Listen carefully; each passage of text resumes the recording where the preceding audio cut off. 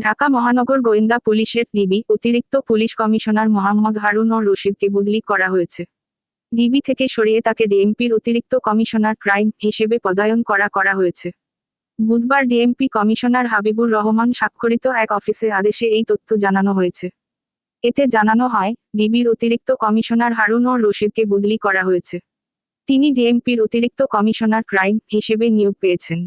একই প্রজ্ঞাপনে ডিএমপির অতিরিক্ত police commissioner খ মহিদ উদ্দিনকে ক্রাইম অ্যান্ড অপারেশনস থেকে ডিএমপির লজিস্টিক্স, ফিন্যান্স অ্যান্ড প্রকিউরমেন্টে এবং অতিরিক্ত পুলিশ কমিশনার আশরাফুজ্জামানকে লজিস্টিক্স, ফিন্যান্স অ্যান্ড প্রকিউরমেন্ট থেকে ডিবিতে বদলি করা হয়েছে।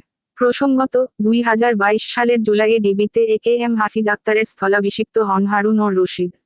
আলোচিত এই পুলিশ কর্মকর্তা 2021 সালের মে-তে যুগ্ম কমিশনার হিসেবে গোয়েন্দা বিভাগে পদায়ন পান।